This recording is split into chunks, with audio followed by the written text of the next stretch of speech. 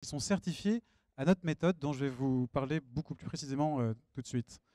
Nous faisons de l'accompagnement essentiellement, 80% de notre activité, et puis de la formation. Alors on est essentiellement présent sur la France, on est basé à Compiègne. On a également une antenne, une filiale au Chili. Alors pour ceux que ça intéresse, je pourrais vous dire pourquoi au Chili sur notre stand.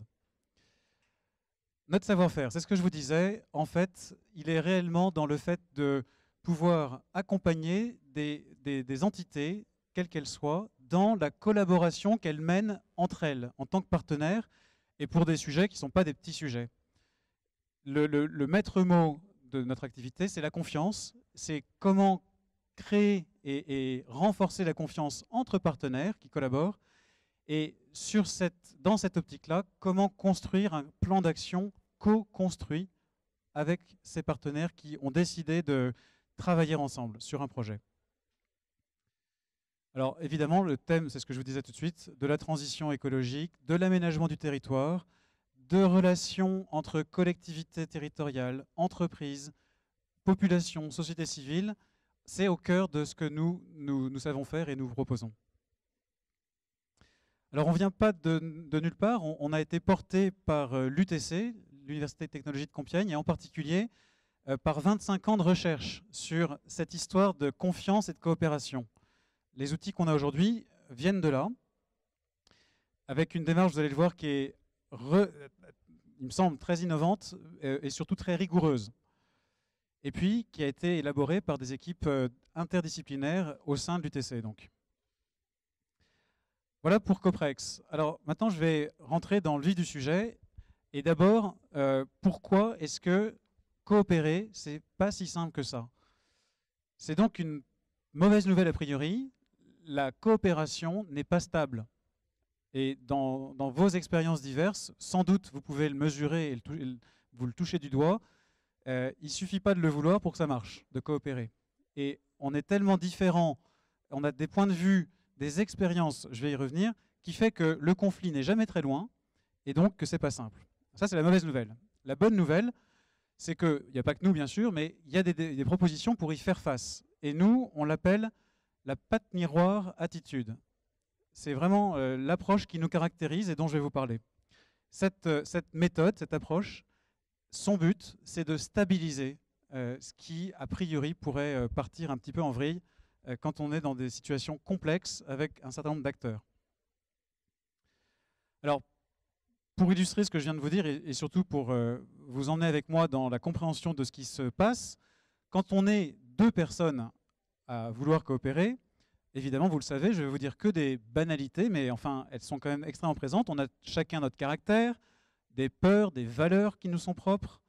On a une expérience, un savoir-faire qui nous distingue. On a une représentation, et ça c'est un mot important, des situations traversées qui nous est personnelle. On va avoir une gestion du timing, des rythmes. On va découper les choses d'une manière qui nous est propre. Et donc en face, ce ne sera pas nécessairement la même chose.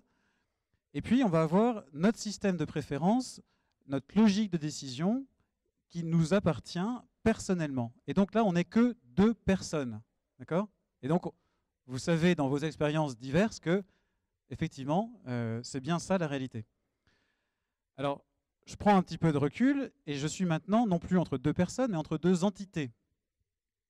Qu'est-ce qui se passe? C'est un peu la même chose. On va retrouver des objectifs qui sont distincts. Quand A et B collaborent, ils ont a priori des objectifs propres. Ils vont avoir des systèmes d'information différents. Quand deux entreprises ou quand deux entités veulent collaborer, à un moment donné, il va se poser la question du système d'info. Et là, eh bien, ce n'est pas les mêmes. Bon, premier obstacle. Les moyens, les méthodes, les outils, la culture d'entreprise, la culture de telle entité, évidemment, lui est spécifique. Ok ? J'ai parlé de représentation, à nouveau, c'est vrai pour une entité. Des différents contextes dans lesquels elle se trouve. Pareil pour l'histoire du timing, de la gestion du temps, des rythmes, du découpage. Et puis, on parlait tout à l'heure de valeurs pour deux personnes. La gouvernance entre entités n'est pas forcément similaire, et loin de là. Et donc, quand on va vouloir collaborer, tout ça va venir s'entrechoquer. Alors, deux petits théorèmes de postulats qui guident notre démarche à nous et qui est importante, qui est même essentielle pour comprendre ce qui se passe quand on est affronté à un changement. La première chose, c'est ce que vous voyez dans le premier carré, c'est qu'on va développer des comportements qui sont satisfaisants du point de vue de notre représentation du monde. On voit le monde d'une telle manière, et donc on agit conformément à cette représentation, premièrement. Et puis, l'inverse est vrai. On va construire des représentations sur la base de notre action. Quelque part, on va un peu s'auto-justifier. Et ça, on le fait tout le temps, inconsciemment. Ce qui veut dire deux choses. Ce qui veut dire que quand on est en train de préparer un changement et qu'on a des gens à emmener avec nous, ça va servir à rien de vouloir imposer ce changement si on n'a pas d'abord travaillé la représentation de ce que ce changement amène. Si on n'essaye pas de changer la façon de voir des gens, ça ne sert à rien de l'imposer, le changement. On va avoir des problèmes. Et du coup, qu'est-ce qu'il vaut mieux ?